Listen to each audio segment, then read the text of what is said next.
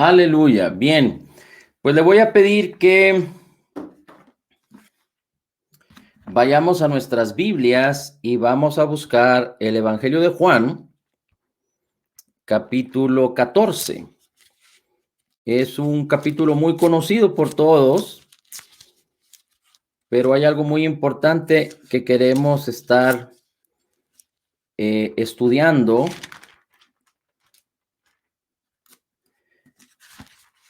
Recuerde que Juan es el discípulo amado.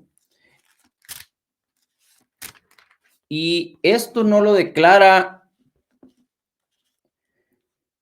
el apóstol Pablo, esto no lo declara el apóstol Pedro, esto lo declara el apóstol Juan en sus cartas. Esto lo declara el apóstol Juan en su evangelio. ¿Y por qué él habla de sí mismo así? Porque él no solo conoció, de hecho, él lo dice en sus cartas, no solo experimentó, sino conoció y creyó en el amor de Cristo para con él. Mire cómo dice los primeros versículos del capítulo 14 de Juan. Dice, no se turbe vuestro corazón, creed en mí, creed en Dios, creed también en mí. En la casa de mi Padre muchas moradas hay. Si no os hubiera, entonces yo los hubiera dicho, pero yo voy a preparar lugar para vosotros. Y si me fuere a preparar lugar, también vendré otra vez a ustedes y los tomaré a mí mismo, para que donde yo estoy, ustedes también estéis. Y sabéis a dónde yo voy y el camino sabéis. Fíjese cómo dice el Señor Jesucristo en el versículo 4. Y sabéis a dónde yo voy y el camino sabéis. Dice la Biblia de las Américas. Y conocéis el camino a donde voy. Solamente dice eso. Y conocéis el camino a donde voy. Déjeme voy a la Biblia Reina Valera. Yo estoy leyendo la Biblia Valera 1609 purificada, que ha sido revisada para quitar los errores. La Reina Valera tiene algunos errores importantes de traducción. Así es que por eso usamos la Reina Valera o la Valera purificada, porque no trae esos problemas de traducción. Una de las Biblias más fieles a los escritos originales es la Biblia en inglés que se llama King James. Y la Reina Valera o la Valera purificada es muy similar, prácticamente es igual, no están traducidas es decir, en español no está traducida del inglés. Esta es la Valera 1602 purificada, pero ambas están traducidas prácticamente de una manera muy exacta. Y la Reina Valera 60 tiene algunos errores, pero yo creo que es la más común. Y cuando nos ponemos a estudiar la Biblia, gracias al Señor, tenemos la oportunidad de conocer los diccionarios en Strong, que tiene que ver con las palabras tanto en hebreo o en griego, conocer el significado, conocer correctamente las expresiones que están descritas en la palabra de Dios, y también tenemos algunos otros diccionarios, como el diccionario Tyler, que es muy asertivo, que es es una ayuda muy buena. Bien, dice en la versión Reina Valera 1960, capítulo 14, versículo 4. Y sabéis a dónde voy y sabéis el camino. En la mía dice, y sabéis a dónde yo voy y el camino sabéis. Y aquí hay algo muy interesante, porque Jesús les está diciendo que él va a prepararnos lugar con el Padre. Dice, en la casa de mi Padre muchas moradas hay. Si no fuera así, yo os lo hubiera dicho. Es decir, el Señor Jesucristo en sus años de ministerio estaba manifestando la gloria del Padre. Él les había enseñado mucho acerca del Padre y de cómo el Padre ha amado o amó al mundo. Y él les dice, en la casa de mi padre hay muchas moradas. Si no fuera así, yo lo hubiera dicho, pero voy a preparar lugar para ustedes, les dice el Señor Jesucristo. En otras palabras, dice, voy a preparar lugar a la casa de mi padre para ustedes. ¿A dónde voy? A la casa de mi padre, a preparar lugar. Dice, y si me voy a preparar lugar para ustedes, entonces regresaré. Vendré otra vez y los tomaré a ustedes conmigo para que donde yo estoy, ustedes también estén. Entonces, prácticamente está el Señor Jesucristo hablando de un tiempo específico, pero de una cronología. Me voy a preparar lugar para ustedes y después regresaré y vendré por ustedes y ustedes estarán conmigo, los llevaré conmigo, los tomaré a mí mismo, dice, y para que donde yo estoy, ustedes también estén. Y entonces el Señor Jesucristo termina esta parte de la expresión en el versículo 4, donde les dice, y sabéis a dónde voy, y sabéis el camino. ¿A dónde iba? A la casa del Padre. Ahora, quizá el camino no era muy claro, pero sabían a dónde iba, a la casa del Padre. No sabían quizá cómo es que esto iba a suceder, porque ellos no entendían del todo.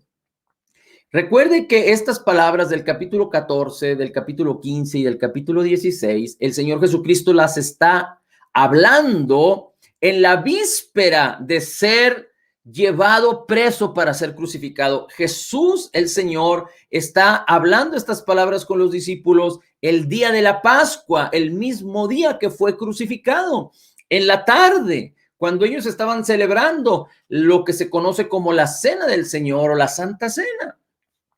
Así es que versículos 14, 15 y 16, el Señor Jesucristo habla de esto. Y después Tomás, recuerde que Tomás es uno de los personajes discípulos del Señor Jesús que no creyó cuando los discípulos estaban reunidos una vez que el Señor Jesucristo había resucitado. No estaba Tomás, pero el Señor Jesucristo, habiendo resucitado en un cuerpo glorificado, se presentó delante de ellos. Y ellos se asustaron, pero Jesús les dijo, soy yo, vean mis manos, vean mis pies.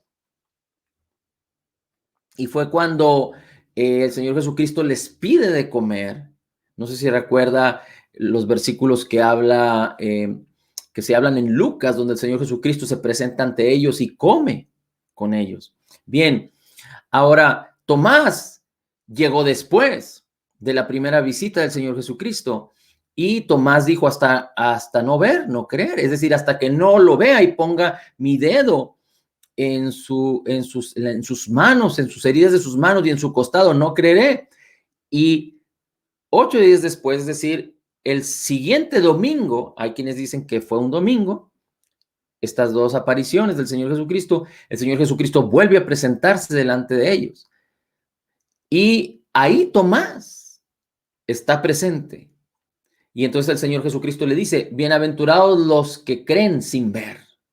Porque recuerde que usted y yo como creyentes no andamos por vista, sino por fe. Y el nuevo creyente nacido de nuevo, de hecho, la iglesia de Jesucristo ha sufrido tanto por causa de vivir bajo sus sentidos, por causa de juzgar, por causa de sabiduría humana, es decir, de aplicar la conducta, las acciones a través de sus sentidos. Porque a través de los sentidos no podemos conocer a Dios. Claro que a través de la vista ponemos la palabra delante de nuestros ojos. Claro que a través de nuestra boca ponemos la palabra para declararla. Claro que a través de nuestros oídos escuchamos la palabra. Pero entonces nace en el corazón. Es decir, en el corazón se aviva, viene la fe. Y nosotros no andamos por los sentidos, sino por fe. Los sentidos son buenos, sí, pero no para ser gobernados a través de lo que ellos nos dicen. Los sentidos son parte de nosotros, son buenos. Dios nos los dio. Dios nos dio los sentidos. Así es que, pero no debemos dejarnos guiar por nuestros sentidos, sino por la fe, y nuestros sentidos deben estar ejercitados en que la fe es quien dirige nuestras vidas. Nuestros sentidos deben estar ejercitados en que la palabra del Señor es la que dirige nuestras vidas. Nuestros sentidos deben estar ejercitados, que no vivimos de acuerdo a lo que vemos, sino a lo que creemos, que no vivimos de acuerdo a lo que oímos, sino a la palabra del Señor, que no vivimos de acuerdo a lo que declaramos cuando declaramos cosas que son contrarias a la palabra, sino que cuando declaramos la palabra es el primer acto de fe, la primera obra que la fe produce en la vida del creyente. Así es que los sentidos deben de estar ejercitados para ver cómo Dios quiere que veamos, porque recuerde, el Señor Jesús dice, la vista es la ventana, es como una ventana, es la ventana a la vida del hombre. Así es que nuestros sentidos deben estar ejercitados en ver cómo el Señor dice que veamos, hablar la palabra, declarar la palabra, resistir al mal, alabar al Señor, tener un corazón lleno de gratitud y nuestra boca que lo confiese. Pero la vida del justo es por fe. Y aquí Tomás dice, Señor, no sabemos a dónde vas, ¿cómo sabremos el camino?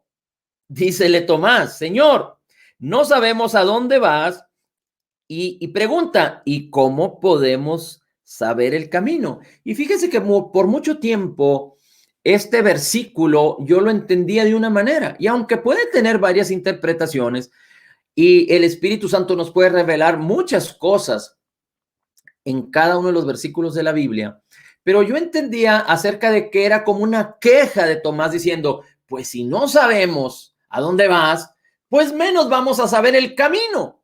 Y punto y final. Era como una queja en donde él decía, oye, pues si no conocemos a dónde vas, ¿qué me importa saber el camino? Pues no sé, menos si no sé a dónde vas, pues menos el camino. ¿Qué me importa? Pero esa era mi manera de pensar. Y la palabra tenemos que discernirla de acuerdo al contexto, de acuerdo al corazón de Dios. Y aunque hubiera habido cierta empatía de Tomás con la incredulidad, pero la realidad es de que la respuesta del Señor Jesús en el versículo 6 es tan contundente que si yo pudiera pensar que Tomás dijo, Señor, no sabemos a dónde vas, es decir, no entendía, pero si Tomás preguntó en el sentido de conocer y saber, de querer entender, Señor, ¿cómo pues podemos saber el camino? ¿Cómo conoceremos el camino, Señor? O en otras palabras, como si Tomás dijera, Señor, no sabemos a dónde vas. Necesitamos conocer el camino porque necesitamos saber a dónde vamos. Así es que, ¿cómo saber el camino, Señor? Enséñanos. Estoy parafraseando mucho, pero si lo consideramos de esa manera, podemos entender el versículo 6, cuál fue la razón por la que el Señor Jesús contesta de esta forma. Ahora, el Señor Jesús siempre fue bueno, siempre fue compasivo, misericordioso, pero siempre habló la verdad en amor. Así es que si hubiera sido necesario dar un regaño, él lo hubiera hecho. Recuerda que el Señor Jesús le dice a Pedro, apártate de mí, Satanás, me eres tropiezo. Recuerda que el mismo Señor Jesús le dice a sus discípulos, hombres de poca fe. Recuerda que el Señor Jesús les dice a sus discípulos, hombres de un corazón duro. El mismo Señor Jesús les dice a sus discípulos, generación incrédula, ¿hasta cuándo he de estar con vosotros? Es decir, el Señor Jesucristo, cuando tiene que hablar la verdad, Él habla la verdad en amor. Pero no, el Señor Jesucristo era 100% hombre, pero era 100% Dios, pero no conoció pecado, no hizo pecado y no se halló en el pecado. Así es que el Señor Jesucristo no es como a veces nosotros, por no quedar mal o por no ofender, no hablamos la verdad en amor. E inclusive hay quienes hablan mentiras, hablan engaño. Por ejemplo, la esposa le dice al esposo, ¿qué tal me veo? ¿Qué tal me queda este vestido? Y el esposo, por no tener interés o por no decir la verdad en amor o por querer no meterse en problemas, o simplemente por querer mentir, dice, te ves muy bien, cuando la realidad es que no es así. Y no estoy diciendo que el esposo conteste de una manera grotesca, grosera, sino simplemente la verdad se tiene que decir en amor. Porque si, ya para cerrar este punto, porque es un punto un poquito conflictivo, difícil de tratar, pero si una mujer, si una esposa le pregunta a su esposo que cómo se ve, es con un propósito de saber si el esposo está de acuerdo con lo que ella está haciendo. Así es que si el esposo no lo está, tiene que hablar la verdad en amor para que la esposa haga lo necesario, para entonces entrar en esa armonía y en ese acuerdo con el esposo. Y a veces muchas personas permiten que los demás, sobre todo los padres con los hijos, o los hermanos, o los hijos con los padres, o el esposo con la esposa con el esposo, los amigos, que las personas se equivoquen por causa de no hablar la verdad. Y no es correcto. Así es que el Señor Jesucristo no le dice a Tomás, Tomás, ¿cómo es posible que no creas? Como cuando el Señor había resucitado. No le dice, Tomás, bienaventurados los que creen sin ver. No habla estas palabras así a Tomás, sino que aquí a Tomás le dice, como si Tomás estuviera interesado en conocer realmente el camino y también saber hacia dónde se dirigía el Señor Jesús, porque en su respuesta da la respuesta de las dos cosas. Jesús le dice, yo soy el camino, Tomás. Ahora, muchas veces nosotros lo interpretamos como si fuera una respuesta retórica o sarcástica, y no. El Señor Jesucristo nunca quedó mal de acuerdo a la perspectiva divina, no de acuerdo a la perspectiva humana. Así es que el Señor le dice, Jesús dijo, yo soy el camino. Yo me imagino que los discípulos tenían puestos los ojos en Jesús, estaban atentos a lo que Jesús decía, y Jesús habló la expresión, que era una expresión muy poderosa y muy contundente. Esa expresión era, yo soy. Por esa misma expresión el Señor Jesucristo la dijo delante de los fariseos y lo quisieron apedrear. Se enojaron de tal manera que querían la muerte de Jesús porque Jesús decía, yo soy. Porque al decir yo soy, se hacía semejante al Dios creador que hizo pacto con el hombre, a Yahweh, Jehová o Yahvé. Fue el Dios que hizo pacto con el hombre. La primera manifestación de Dios acercándose al hombre en el Antiguo Testamento es a través de Jehová. De su nombre es el yo soy. Yo soy. Y los fariseos y los doctores de la ley y los escribas y los judíos que rechazaban a Jesús se llenaban de odio en contra de Jesús. Pero Jesús dijo, yo soy el camino, la verdad y la vida. Y hay quien dice que el camino, la verdad y la vida tienen que ver con las tres puertas o con las tres entradas del tabernáculo de Moisés. Así es que estas palabras las dice Jesús en el aposento alto a sus discípulos, no la escuchan los fariseos. Pero hoy que leen estos versículos, ellos se intrincan, los que siguen sin creer en Jesús, porque Jesús está diciendo, yo soy la puerta del tabernáculo de Moisés hacia los atrios. Yo soy la puerta del tabernáculo de Moisés hacia el lugar santo. Yo soy la puerta del tabernáculo de Moisés hacia el lugar santísimo. De hecho, el tabernáculo expresa a Jesús y la obra terminada, completa y perfecta de Jesús. Jesús es el propiciatorio donde estaba el arca, donde era esparcida sangre. Jesús fue el sacrificio, el propiciatorio para nuestros pecados, para morir en nuestro lugar.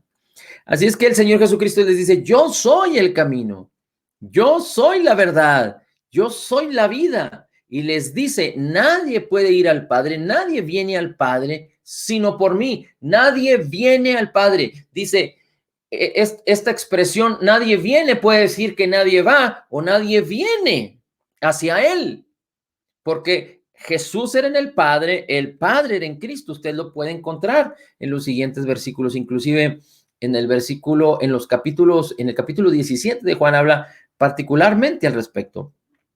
Dice el versículo 7, si me conocéis, también a mi Padre conoceríais, y desde ahora le conoces y le habéis visto.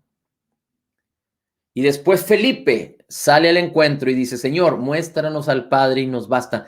Es decir, no es que los discípulos eran necios, sino que los discípulos no entendían. Primero Jesús les dice, voy al Padre, y Tomás dice, ¿a dónde vas? No sabemos a dónde vas. Y después Jesús les explica, yo soy el camino, la verdad y la vida. Voy al Padre. Nadie puede ir al Padre, nadie puede venir al Padre si no es a través de mí.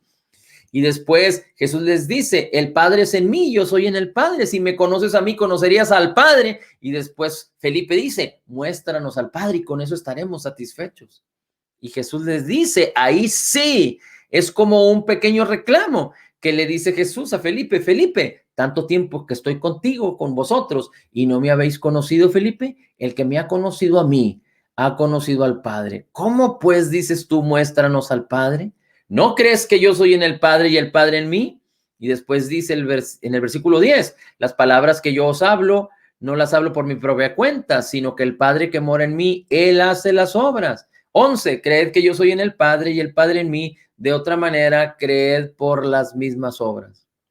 De cierto os digo, el versículo 12, el que cree en mí, las obras que yo hago, él también hará, y aún mayores, porque yo voy al Padre. Y que Jesús fuera al Padre significa que iba a ir a la cruz, estaba en la víspera de ser apresado y de ser crucificado, y al tercer día, y después de 3 días y 3 noches, resucitar y ser recibido en gloria y conquistar y quebrar la historia en dos, pero restaurar todo lo que se había perdido, reconciliarnos al 100% con el Padre a través de la fe en Él y en su obra terminada, completa y perfecta. Y después dice el versículo 13, todo lo que pidiereis al Padre en mi nombre, lo haré, para que el Padre sea glorificado en el Hijo. ¿Cómo va a ser glorificado el Padre? A través de Jesús.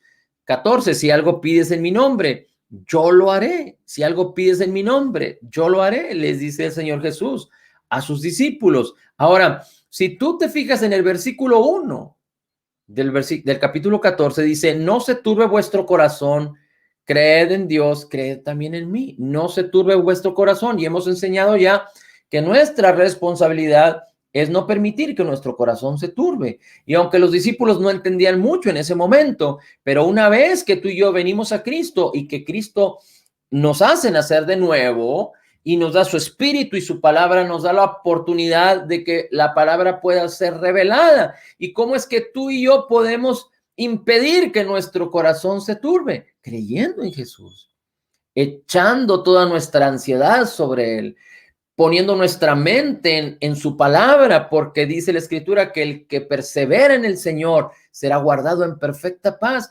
poniendo nuestra mente en las cosas de la palabra, en las cosas del Espíritu, que el Espíritu nos revele la palabra, de acuerdo a lo que la palabra dice que Jesús es, lo que hizo por nosotros y cómo nos apropiamos de esa bendición tan grande y cómo podemos entender lo que somos, lo que fuimos llamados a ser y a tener. En Cristo, por gracia, vivir en lo mejor de Dios sin limitar a Dios en nuestra manera de pensar, pero viviendo en la plena libertad del evangelio de Jesucristo a través de la fe. Y esto es un proceso en el cual debemos de permanecer en la palabra. Pero dice la Escritura, el que pone su mente en las cosas del Espíritu tendrá vida y tendrá paz. Así es que si algo tenemos que buscar es entrar en su gracia, permanecer en su gracia, descansar en el hecho de lo que Jesús es y lo que Jesús hizo por nosotros, que Él es más alto que las cosas que ven nuestros ojos, que las cosas que nos ha concedido por gracia, las cosas que Dios nos ha concedido por gracia. En Cristo Jesús son más gloriosas y más grandes y más altas que las cosas que hay en este mundo, que la bondad de Dios es más alta que el mal de este mundo, que el Dios nuestro es más grande que el que está en el mundo. pero Dios mora en nosotros y todo lo que nos ha sido dado mora en el ámbito espiritual. En Cristo Jesús, el Espíritu de Cristo mora en nosotros y en Él está la plenitud de la deidad. Todas las riquezas en gloria en Cristo Jesús están en tu espíritu, disponibles para manifestarse a través de tu vida. Ahora, vamos al capítulo 16 de Juan, al último versículo, para que podamos observar algo muy interesante. Fíjate cómo dice el versículo 33. Vamos a leer Juan capítulo 16, versículo 33.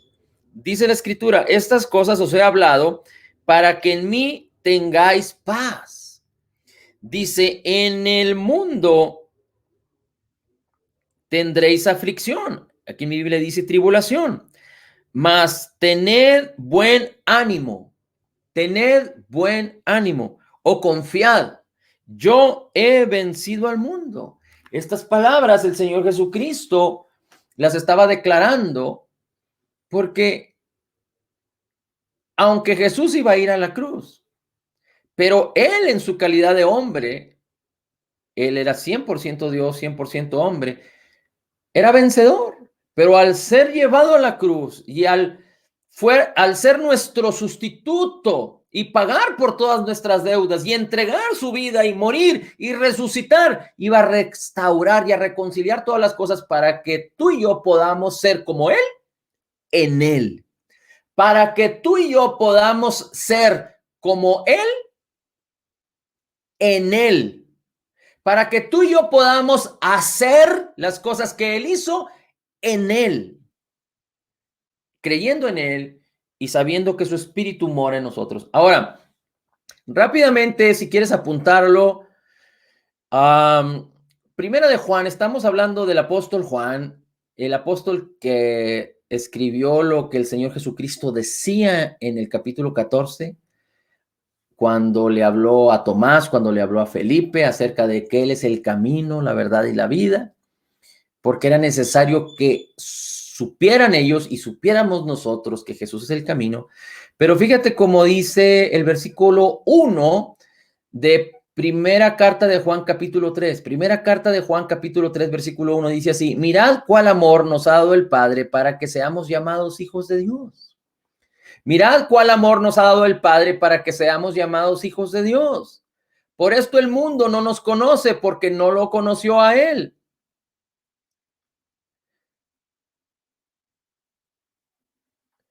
Mirad cuál amor nos ha dado el Padre para que seamos llamados hijos de Dios. Dice la escritura en primera de Juan 4, capítulo 1 de Juan, versículo 14, capítulo 1 del Evangelio de Juan, capítulo 1 del Evangelio de Juan, versículo 14 dice que a todos los que le recibieron, a los que creen en su nombre, Dios les dio el poder de ser hechos hijos de Dios. Dios les dio el poder de ser hechos hijos de Dios. Dice la escritura que por cuanto somos hijos, Dios envió el espíritu de su Hijo a nuestros corazones. Eso lo dice en Gálatas 4:6. Y por cuanto somos hijos, Dios envió el espíritu de su Hijo a nuestros corazones. Así es que hay una bendición tan grande en que Dios nos dice, el versículo 12 de Juan, capítulo 1 dice, bueno, el 14 dice que el verbo se hizo carne y habitó entre nosotros y vimos su gloria, gloria como del unigénito del Padre, lleno de gracia y de verdad. Y el versículo 12 del capítulo 1 de Juan dice, mas a todos los que le recibieron, a los que creen en su nombre, Dios les dio el poder de ser hechos hijos de Dios, los cuales no son engendrados ni de sangre, ni de voluntad de carne, ni de voluntad de varón, sino de Dios. Así es que tú y yo somos hijos de Dios y somos engendrados por Dios, por el poder de Dios fuimos hechos hijos, por la voluntad de Dios, por la gracia de nuestro Señor Jesucristo, a través de la fe. Y mira cómo dice la primera carta de Juan, capítulo 4, versículo 1, amados, primera carta de Juan, capítulo 4, versículo 1, amados, no creáis a todo espíritu, probad los espíritus si son de Dios, porque muchos falsos profetas han salido por el mundo. En esto conocéis al Espíritu de Dios. Todo espíritu que confiesa que Jesucristo ha venido en carne, es decir, que Dios se hizo carne y habitó entre nosotros, es de Dios.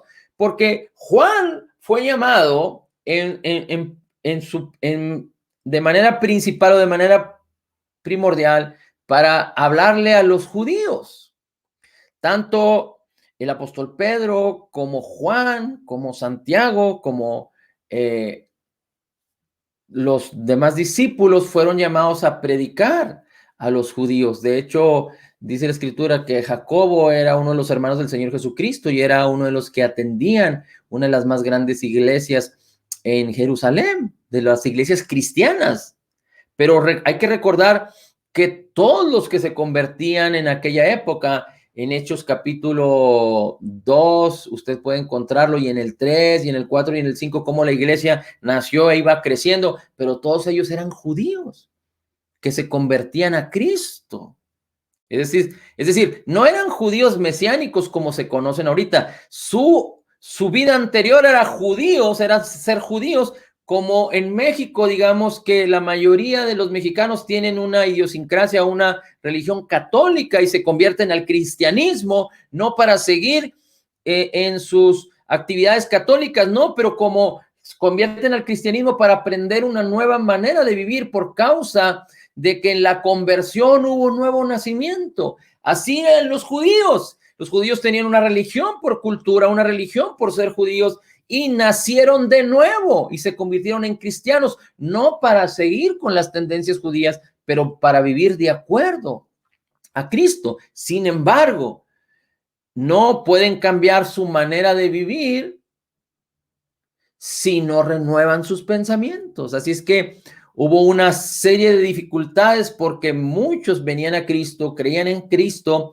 pero después se quiso introducir o se quiso mantener el judaísmo y hubo toda una serie de dificultades. Tan es así que el apóstol Pablo, una de esas veces, exhorta o le llama la atención a Pedro porque Pedro estaba judaizando por temor a lo que dijeran los judíos cristianos. Bien, pero el punto importante aquí es que dice la escritura que el que cree que Dios se hizo carne y habitó entre nosotros y pagó por nuestros pecados, murió y resucitó, dice, es el que cree que Jesús es el Señor y le confiesa, y dice la escritura, porque si confesares con tu boca que Jesús es el Señor y crees en tu corazón que Dios le levantó entre los muertos, serás salvo.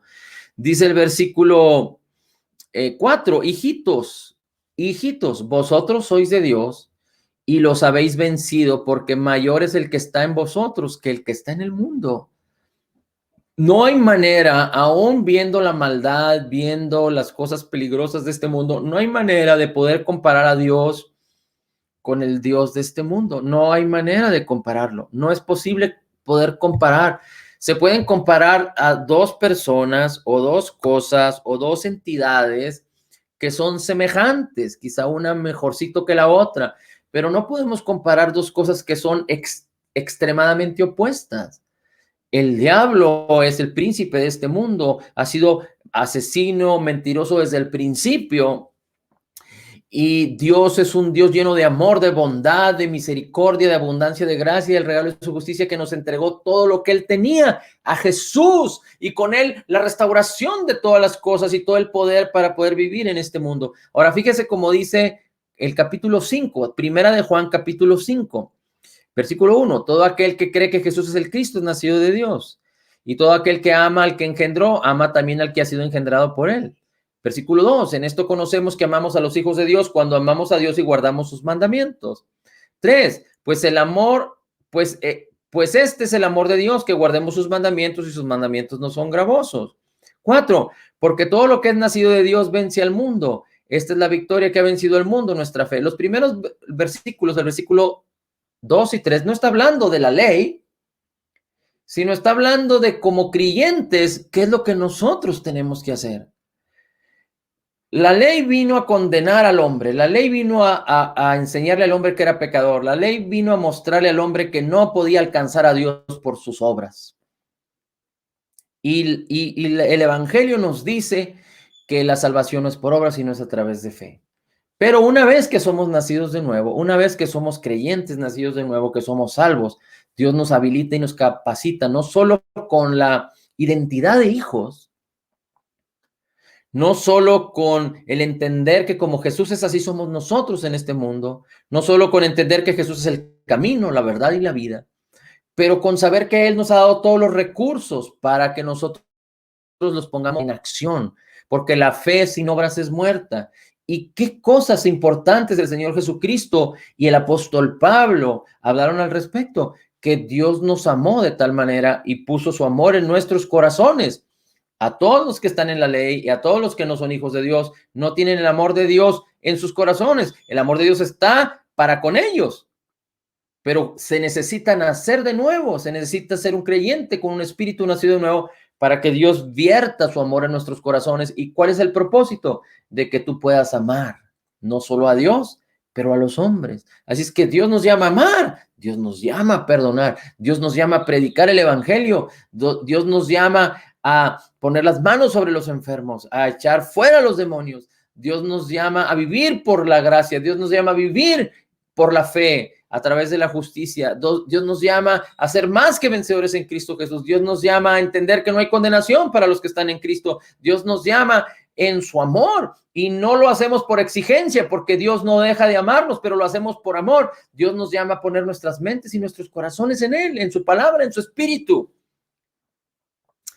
Amén. Así es que todo aquel que le gusta vivir su vida en el mundo, le gusta vivir su vida lejos de Dios, que no lee la Biblia, que no tiene un corazón de gratitud hacia el Señor, que no adora y que alaba al Señor, simplemente no ha entendido el gran amor con que Dios nos amó, simplemente no ha entendido la abundancia de gracia, de justicia y de amor que ha sido vertido en tu vida, simplemente no ha entendido la gloria de lo que ha sido hecho con nosotros. Y a mí me preocuparía, porque alguien que no ha experimentado estas cosas, me preocuparía saber si realmente esa persona es creyente o no. Porque es como si un hombre se casara con una mujer plenamente enamorado de ella y la mujer plenamente enamorado de él, y que una vez que firman su acta matrimonial y son declarados esposo y mujer ante el Señor, viven una vida como si fueran solteros, separados, sin amarse, sin tratarse, sin llegar a acuerdos, sin ser una sola carne. Sería algo extraño, ¿no lo cree? Pero lo normal es que la esposa ame a su esposo y la esposa vive por su esposo y lo honra y el esposo hace lo conveniente para con ella, la ama y entrega su vida por ella y le da seguridad y le da provisión y le da protección y entrega su vida por ella y después por su familia, por sus hijos.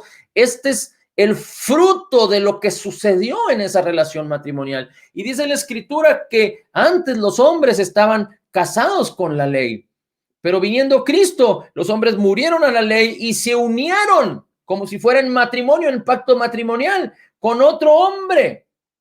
Ahora es Cristo. Usted lo puede encontrar ahí en el capítulo 7 de Romanos.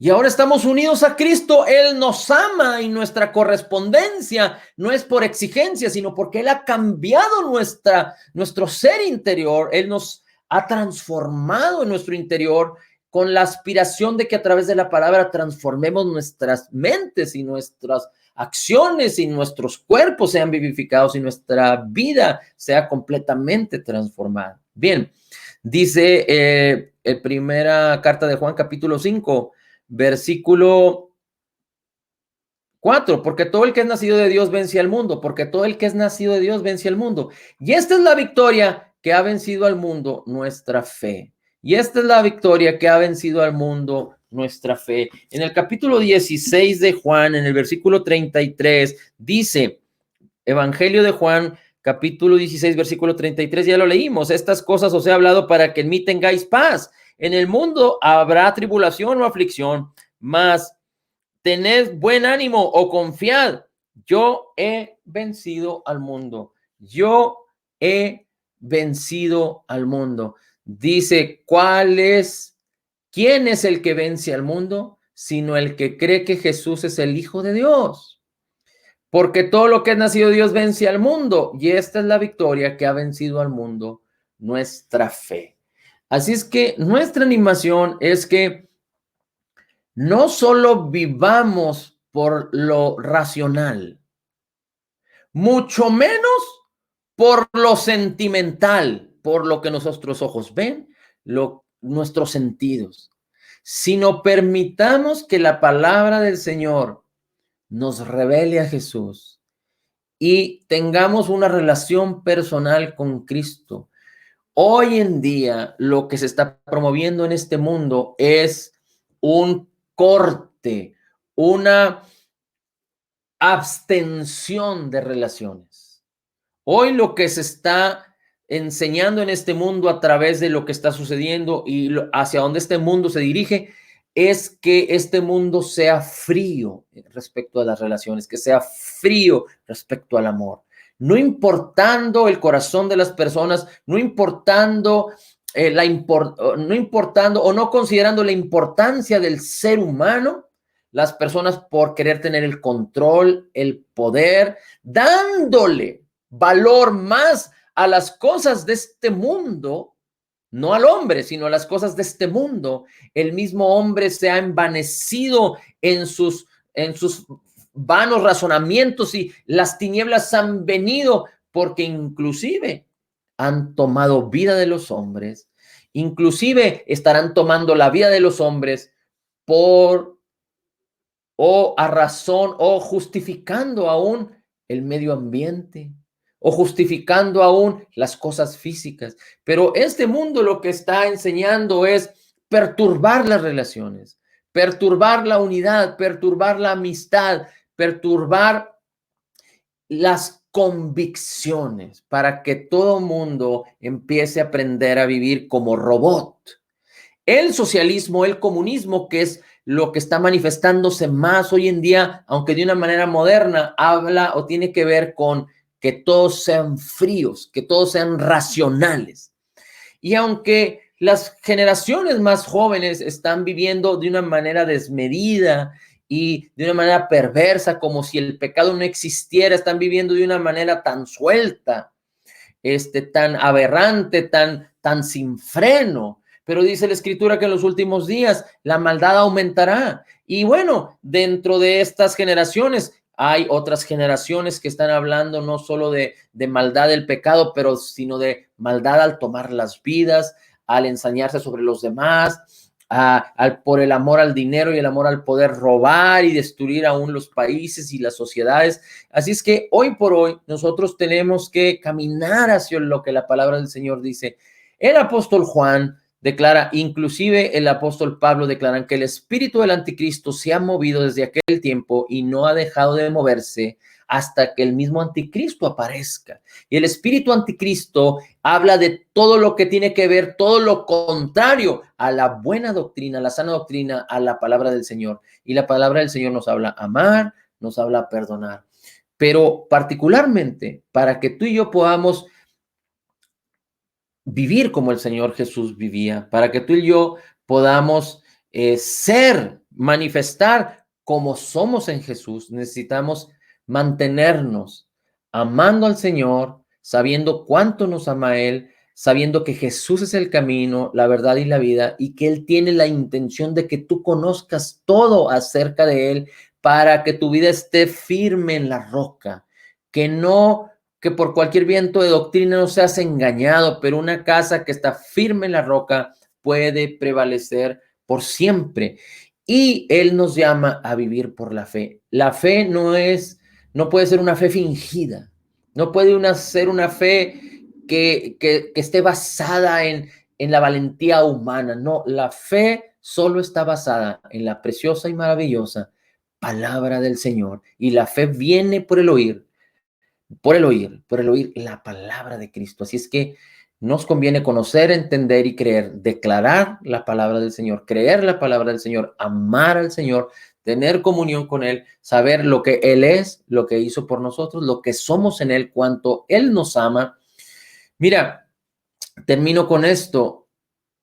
Leí por ahí una expresión muy simpática, pero muy tétrica. Decía esta expresión más o menos así: muchos años atrás, a la iglesia se le perseguía por predicar el evangelio de Jesús. A la iglesia se le perseguía de parte del mundo se le perseguía por servir a Dios. Ahora tienen que perseguir a los de la iglesia para que vengan a creer a Jesús, para que vengan a predicar a Jesús, para que vengan a creer su palabra, para que vengan a servir al Señor. Porque si algo ha pasado, y no sé si son estadísticas correctas o no, pero te lo voy a plantear. Si algo ha pasado en el último año y medio, es que el 50% de las personas que iban a las iglesias ya no han ido más. Llámese iglesias físicas o iglesias online, se han reunido, han dejado la palabra, han dejado el evangelio, no se han reunido más en ningún lado, han perdido si algo tenían, lo han perdido, si algo habían adquirido en su tiempo, lo han perdido. Y no sabemos realmente si algunos de esos eran creyentes nacidos de nuevo o no, pero el hecho es que el propósito del enemigo de nuestras almas está permanente y se está cumpliendo. Y nosotros tenemos que hacer lo nuestro para permanecer, pero también Dios nos llamó a decirle a otros que si Dios está con nosotros, mayor es el que está con nosotros que el que está en el mundo. Y que podemos estar en paz aún en un mundo de conflictos, sabiendo que la fe, sabiendo que lo que es nacido de Dios vence al mundo, y la victoria que tenemos que ha vencido al mundo es lo que Cristo Jesús hizo por nosotros, y para nosotros es la fe que tenemos en su persona divina y en su obra terminada, completa y perfecta. Gracias, Padre, te damos por tu amor infinito, por tu amor abundante, y porque no nos has dejado huérfanos, nos has dado un espíritu de adopción con el cual clamamos, Abba, Padre. Gracias, Señor. Gracias, Señor. Gracias, Señor, por tu Espíritu Santo en nosotros, por tu Hijo amado Jesús.